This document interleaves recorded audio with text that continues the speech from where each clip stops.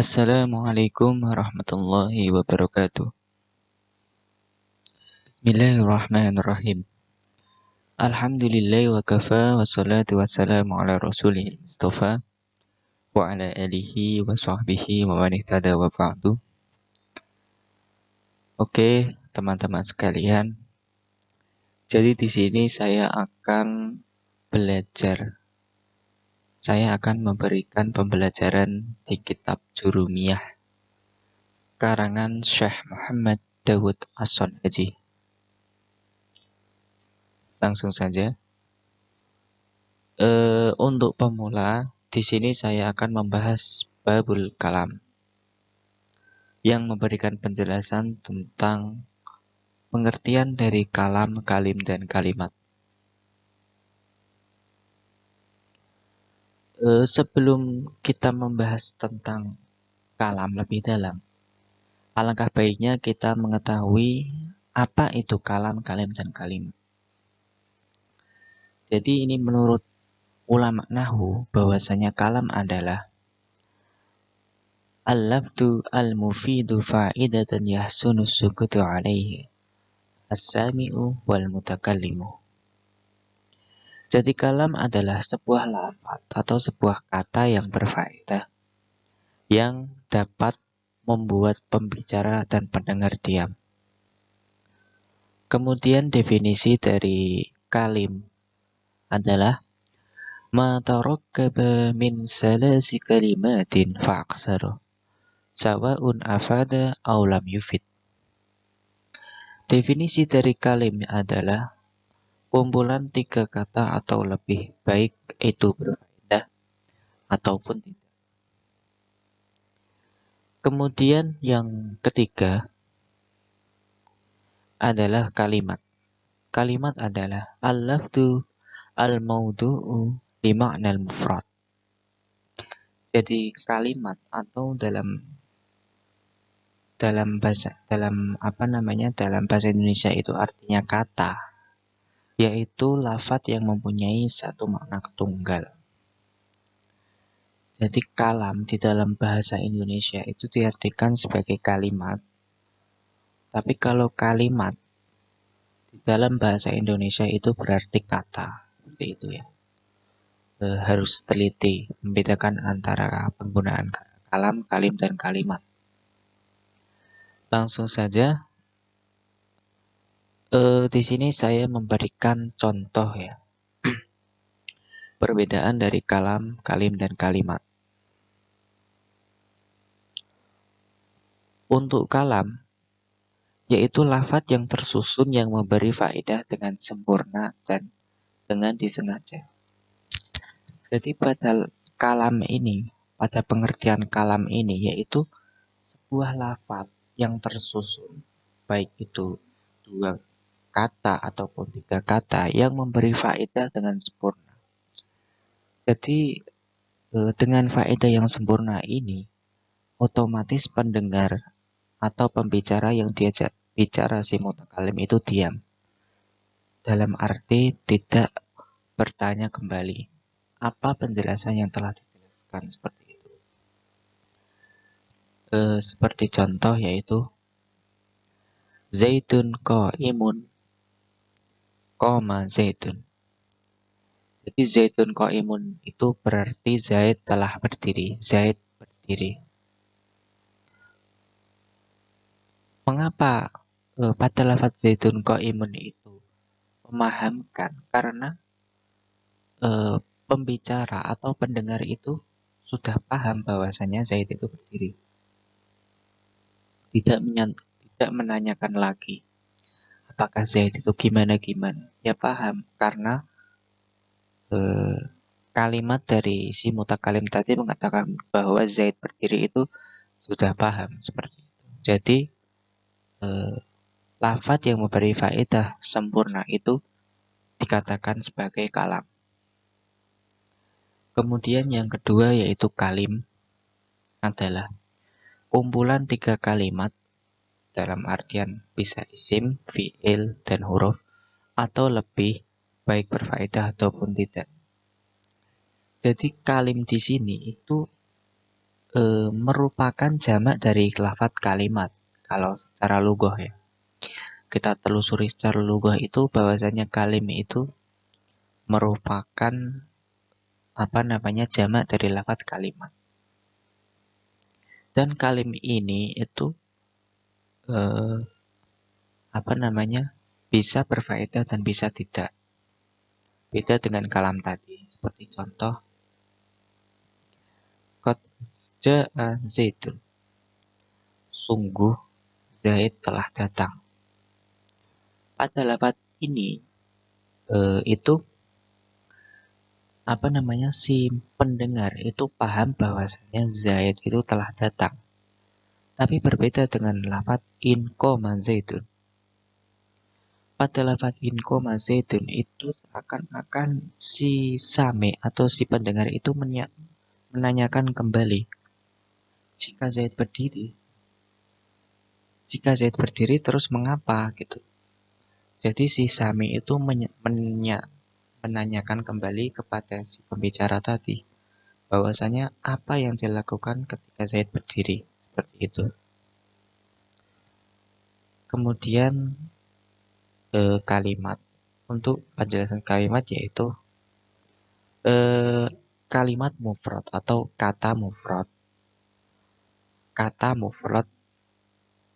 atau tidak tersusun yang menunjukkan suatu makna. Jadi kalau kalimat ini lebih merujuk tentang suatu individu. Jadi merupakan bagian dari sebuah kalim. Kalau kalim itu merupakan kesatuan, kalau kalam itu merupakan satu. Seperti contoh in, terus koma, terus zaitun. Seperti itu. Lanjut. Di sini saya menjelaskan tentang definisi dari kalam menurut Imam Asy-Syaikh Sonhaji, yaitu kalam adalah al-lafdu al-murakabu al-mufidu bil wat'i. Jadi kalam adalah lafaz yang tersusun yang berfaedah dengan disengaja. Kita akan menjelaskan tentang lafaz di atas secara terperinci. Lafaz di sini berarti bahwasanya lafaz adalah suara yang mengandung huruf hijaiyah. Seperti kata zaitun.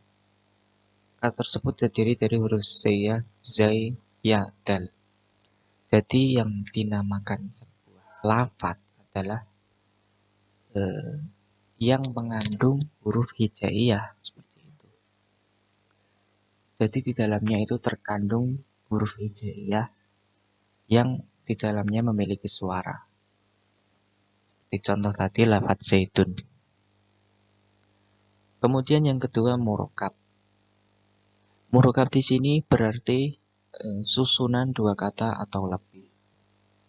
Bisa diartikan murokab ini merupakan rentetan kata atau rentetan lafaz. Seperti itu. Misal lafaz ja'a Zaidun ila suki. Zaid datang menuju pasar. Zaid datang ke pasar. Jadi murokab itu merupakan susunan. Ja'a menjadi fi'il, Zaidun menjadi fa'ilnya, ila suki menjadi keterangan. Kemudian yang ketiga al-mufid, atau dalam bahasa Indonesia diartikan berfaedah. Jadi mufid adalah ungkapan yang memberikan pengertian sempurna serta dapat dipahami. Seperti lafaz koma zaitun. Jadi mufid ini lebih condong ke dapat dipahami. Jikalau dapat dipahami itu masuk ke kalam, tapi kalau terkadang bisa dipahami atau tidak itu termasuk dalam pengertian kalim. Kemudian wad'i, yaitu sengaja diucapkan. kecuali iguan orang tidur. Jadi wadai ini merupakan kesengajaan yang diucapkan si mutakalim. Nah, bagaimana dengan orang yang tidur? Itu bukan merupakan sebuah kalam. Terus, kalam juga diucapkan dalam berbahasa Arab dengan disengaja. Dalam arti dengan disengaja. Apabila tidak menggunakan bahasa Arab, berarti tidak. Apabila kalam ini tidak dikatakan, tidak diucapkan dalam bahasa Arab, misal bahasa Persia atau bahasa Romani, itu tidak dikatakan sebagai suatu kalam. Lanjut kembali. Lafaz berikutnya wa aqsamuhu salasatun. Ismun wa fi'lun wa harfun ja'a li ma'nan. Jadi setelah pembahasan kalam tadi, si musannif atau Imam Musannif itu membahas tentang macam-macam dari kata atau kalimat dalam bahasa Arab ya. Dan macam-macam kalimat itu dibagi menjadi 3, yaitu isim, fi'il, dan huruf. Yang pastinya yang mempunyai makna atau dalam berbahasa Arab. Kemudian langsung saja. Jadi isim adalah kata yang menunjukkan makna mandiri yang tidak terkait dengan masa lalu. Contohnya adalah Zaitun, ana, dan huwa. Zaitun itu merupakan isim alam yang berarti nama orang. Kemudian kalau ana itu merupakan isim domir, ganti, yang berarti saya. Kemudian huwa itu juga merupakan isim domir juga, yaitu berarti dia laki-laki. Jadi yang pertama ini isim atau lafaz yang tidak dibarengi dengan waktu, yang pastinya bisa berdiri sendiri. Kemudian yang kedua fi'il atau kata yang menunjukkan makna mandiri yang terkait dengan masa, yaitu masa lampau, sekarang, dan yang akan datang. Contohnya koma yakumu qauman. Kemudian yang ketiga yaitu huruf atau kata yang tidak bisa berdiri sendiri. Maknanya tidak akan sempurna jika tidak digabung dengan kata lainnya seperti lafaz hal dan lam. Jadi ketika ini saya akan bahas lebih rinci di pertemuan yang akan datang ya.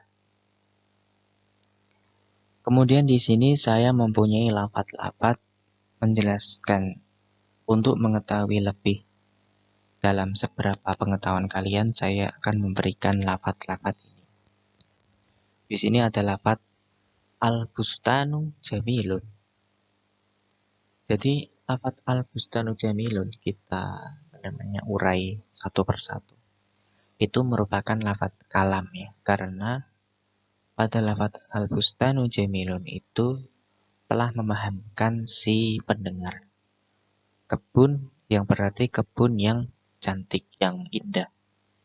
Kemudian lafaz tola al-badru, bulan telah terbit, telah bersinar. Itu juga termasuk kalam karena memahamkan. Kemudian pada lafaz istaqim, arti berdirilah, itu juga termasuk kalam ya, karena juga memahamkan. Kemudian lafaz in qoma zaidun qoma amr, itu juga kalam karena memahamkan. In itu huruf syarat. Jadi apabila ada huruf syarat dan ada jawabnya, itu termasuk kalimat yang memahamkan atau kalam yang memahamkan. Jadi termasuk dalam kategori kalam. Kemudian ada lafaz in jaa ustadun, ketika ustad datang. Di sini memberikan pernyataan, memberikan pertanyaan bahwasanya ketika ustad datang akan kenapa? Jadi jikalau memberikan kalau ada pertanyaan yang terbesit dari pikiran kita, itu dinyatakan sebagai kalim. Kemudian nala'abu bil qurrati, kita bermain dengan bola. Itu tentu ya dengan apa? Termasuk kalam. Kemudian Rokiba Muhammadu al-Hison. Muhammad mengendarai sebuah kuda. Ya, itu juga kalam. Kemudian hal tuhibbu as-safar. Apakah kamu suka berpergian, suka bertamasya? Itu disebut juga dengan kalam karena memahamkan. Kemudian akal tu Zainab al-khubz. Akalat Zainab khubz ya. Zainab telah makan sebuah roti. Nah, itu juga termasuk kalam. Kemudian yaktubu Ahmad. Ahmad menulis. Di sini memberikan pernyataan atau pertanyaan bahwa Ahmad menulis apa. Jadi di sini kita harus lebih pintar lagi atau lebih cermat lagi mempelajari tentang kata-kata, kalimat lazim dan kalimat ta'addi. Jadi kalimat lazim itu merupakan kalimat yang tidak membutuhkan objek atau dalam bahasa Arab itu disebut dengan maf'ul. Kalau kalimat muta'addi itu membutuhkan objek. Ya, seperti itu. Ya, mungkin ini bisa dipahami, bisa dicermati. Bila ada pertanyaan bisa kita diskusikan di kolom chat ya. Nanti insya Allah saya jawab. Ya, mungkin sekian dari video saya ini, video pembelajaran. Mari kita memajukan konten kreator yang berpendidikan ya di Indonesia ini. Wabillahi taufiq walhidayah. Wassalamualaikum warahmatullahi wabarakatuh.